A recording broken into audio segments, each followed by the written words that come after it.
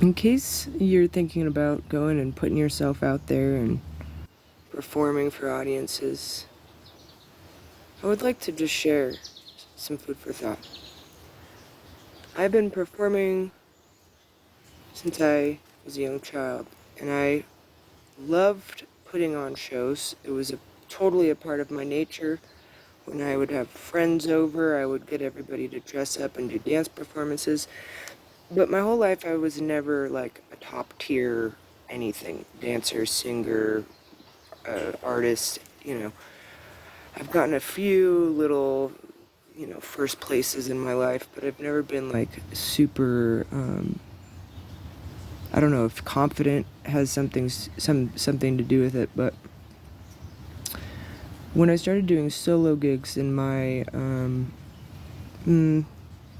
late teens, early 20s, more like early 20s, I just want to say that there were days where there were shows. I can remember sitting at a coffee shop in the morning and nobody being there, just no one, just the sun being there, the sun rising, and the chairs. And and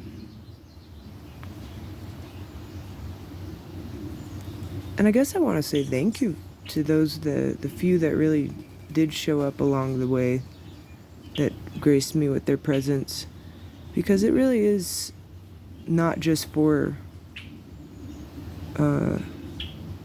it's not always just for me. It's nice to share a song. It's nice to be able to sing to somebody, um,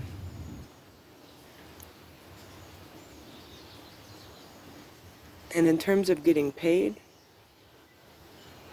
I can remember sitting for like 2 hours and getting something like 30 cents, and sitting and singing for 2 hours to passersby on the mall and not making a dime.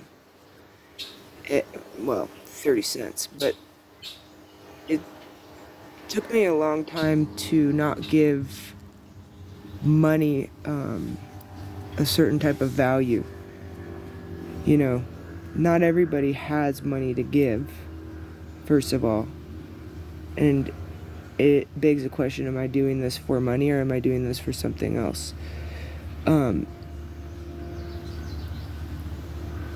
I think you need money to live in the world. There's nothing wrong with asking for money for services. And there's also nothing wrong with wanting to share yourself with others. If that's your calling to be that type of people person, then that's beautiful. It's not for everyone. But if you're feeling discouraged, just be with that discouragement and ask yourself, who is watching? Who is this show for? Sometimes we put ourselves through things to prove things to ourselves, and we forget along the way that why we started. And then it's like either you lose interest or you complete the task and it doesn't have the same meaning, because it's not that you were doing it for the wrong reasons, but you were doing it for the wrong reasons. I can say within my performance, I felt it to be true that I needed to be a rebel. I wanted to make rebellious, kind of, not rebellious, but just something different, something in me. But now that I'm older, I see it as, oh, I was just basically sharing my journal entries, my dark moments. And I know everybody has those.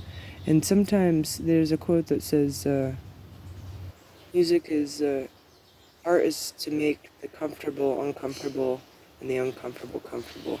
And that's kind of where my headset was at.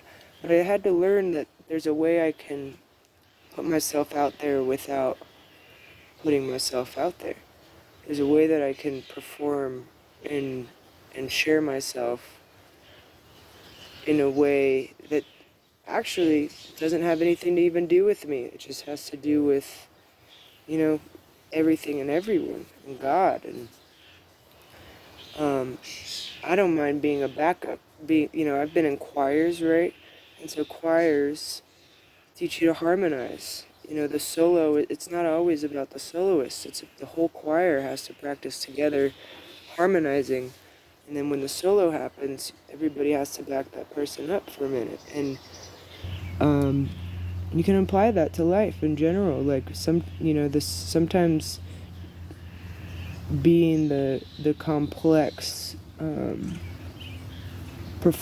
center of attention requires a bunch of really simple players behind them, just doing one or two things, and all of it adds up to looking like a magical, complex situation.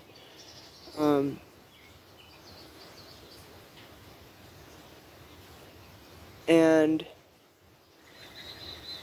yeah, when it comes to getting paid, I've had I can only really think, I can think of one time when I was at an open mic, somebody handed me a 20, and there's been a few different moments along the way. Mind you, I'm 37 years old.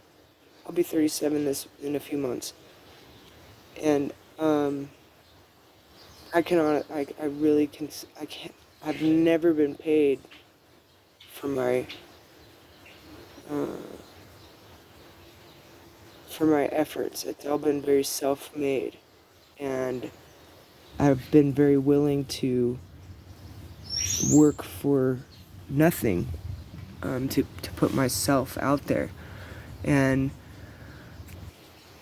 on the same note, sometimes, like with my artwork, if I was commissioned once for a piece of artwork, and it was really hard for me to do when the money got involved. When the money was not involved, it was easy for me to do the art, and something about the money changed my creative process. So I do think that the best art and music is timeless. I think it lasts. Like, it doesn't matter what age, what generation, what time period. It's like it always speaks to something in us. And that requires a certain level of originality and sincerity. And a part of reaching that originality and sincerity is learning from masters who were original themselves. And once you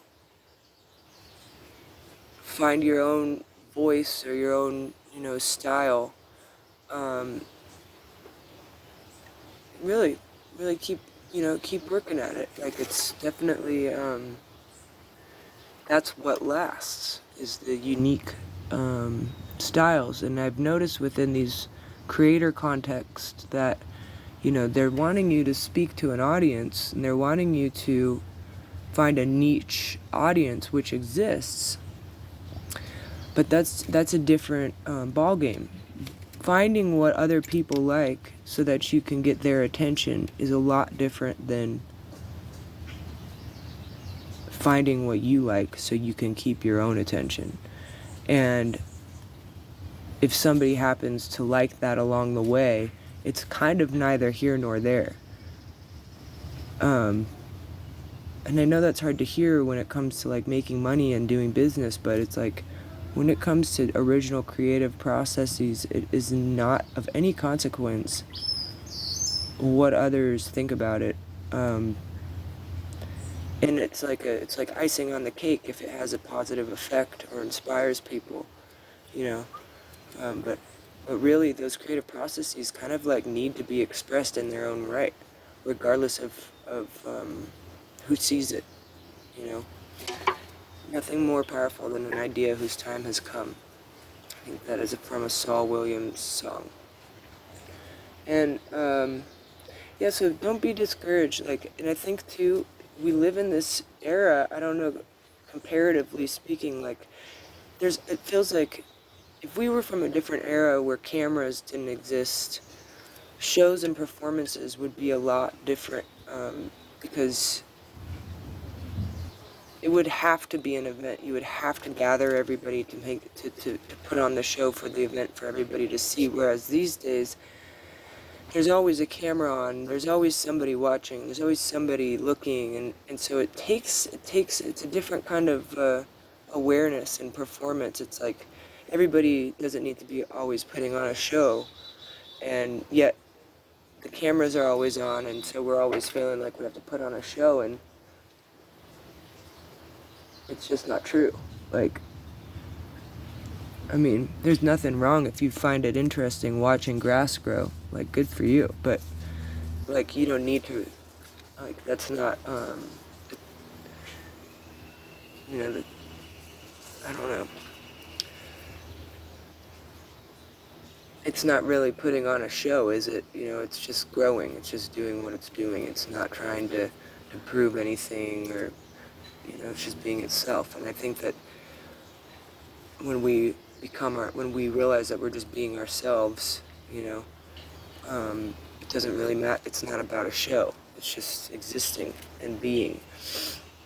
And so, in a world where, like, there's tons of creators who are making all these videos and music and stand-up comedy and actors, just, you know, if you feel called to, like, you know, pick up trash or, like, take care of the earth or animals or plants, like, that shit's real. It doesn't matter. If you feel called to, like,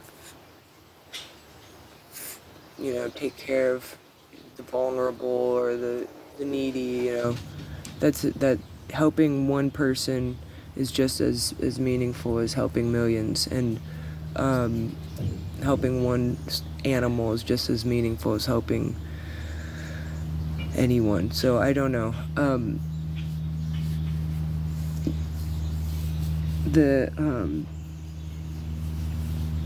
They say that you should do for work what you would do for free, and, you know, get paid for it. And so once we all, the beautiful thing about a real good performer is that they really aren't putting on a show.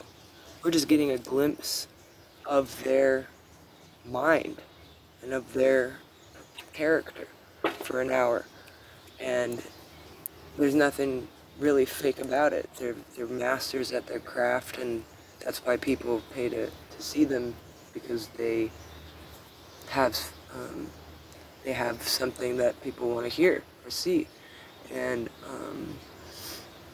that is usually actually genuine. And so just stay genuine, and your performances and your shows will eventually come together. Whatever it is, whatever projects you're working on, eventually will come together in the best of ways, in ways that are kind of beyond our imaginations. You know, I could use myself as an example for this, but I'm going to save it until I complete a few things. That's the other thing I've learned, is really talking only gets us so far when it comes to certain manifestation processes. Talking actually can kind of kill the birth and the planting of certain seeds. If we share too much about our ideas or what we're working on, it's almost like exposing the seed to too much water or too much sunlight all at once, when it's not strong enough. And just, you know, let it speak for itself. Let your project speak for itself once it's complete, and it will. And that's also part of the creative process, is understanding that the projects that we complete, once they're complete, they aren't really ours anymore. They're their own thing, and the way that people experience them is not up to us. We can try to influence that, but you really shouldn't.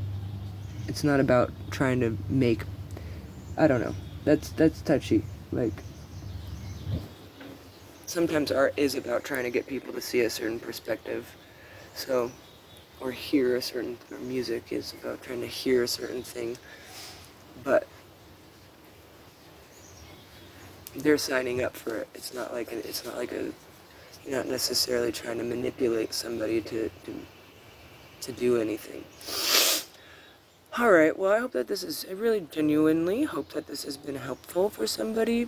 I'm saying it to myself too. I have so many projects that I have started over the years that just never got completed, but I've gotten to share stuff too in unique and special ways, and I do find those moments healing and rectifying and um,